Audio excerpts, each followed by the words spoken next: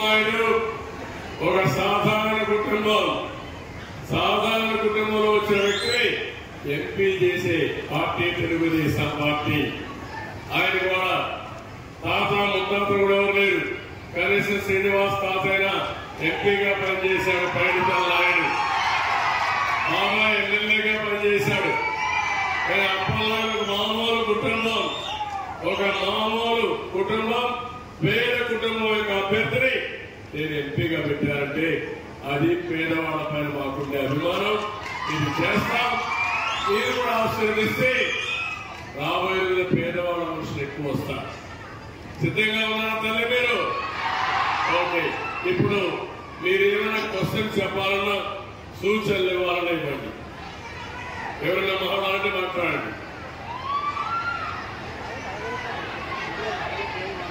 ఎవరైనా మీలో నుంచి మాట్లాడాలి.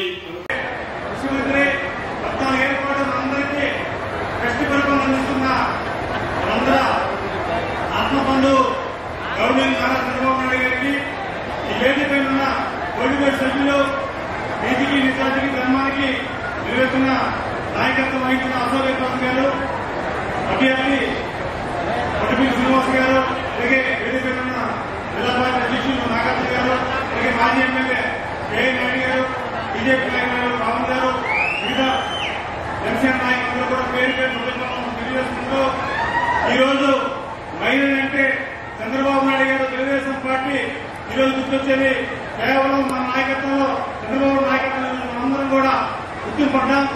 మహిళతో పాటు మీ బిడ్డగా, మీ అన్నగా, మీ తమ్ముడుగా ఈరోజు మీ మధ్యలో ఉన్న ఒక సామాన్యుడికి పార్లమెంట్ సభ్యుడిగా పొందించే అవకాశం ఈ తెలుగుదేశం పార్టీ ఇచ్చిందని సగర్వంగా తెలియజేసుకుంటూ ఈరోజు ఆ నాయకత్వంలో మన పార్టీని మొత్తం ఎవరైతే ఆలోచిస్తున్నారో దేశ విదేశాల్లో కూడా తిరిగి వాళ్ళందరూ కూడా మన నాయకత్వం కోసం, మన నాయకత్వం కోసం, తెలుగుదేశం పార్టీ కోసం ఈరోజు మంచి రిజల్ట్ ఇస్తున్నారు. అలాగే మనందరం కూడా ఈరోజు గవర్నర్ చంద్రబాబు నాయుడు గారు మనకు వచ్చి మద్దతు తెలిపి గౌరవించినందుకు మన బాధ్యతగా మనందరం కూడా ఎందుకంటే ఆయన ముఖ్యమంత్రి కొత్త కాదు, ఆయన సేవ మనకు అవసరం, ఈ రాష్ట్ర ప్రజలకు అవసరం. ఈ రోజు రాష్ట్రం అంతా కూడా అధోగతి పాలైంది. ప్రతి ఒక్కరికి వెళ్ళినా సరే ఆయన నాయకత్వం కావాలని ఈ రోజు వారిని గౌరవించడం, అలాగే మన బాధ్యతగా మనందరం కూడా ఏదైతే ఎదురు చూస్తున్నామో ఆ రిజల్ట్ కోసం మనందరం కూడా తెలియజేసుకుంటూ ఈ అవకాశం వారందరికీ హృదయపూర్వకంగా తెలియజేసుకుంటూ థ్యాంక్ యూ. జై హింద్. జై చంద్రబాబు నాయుడు గారు.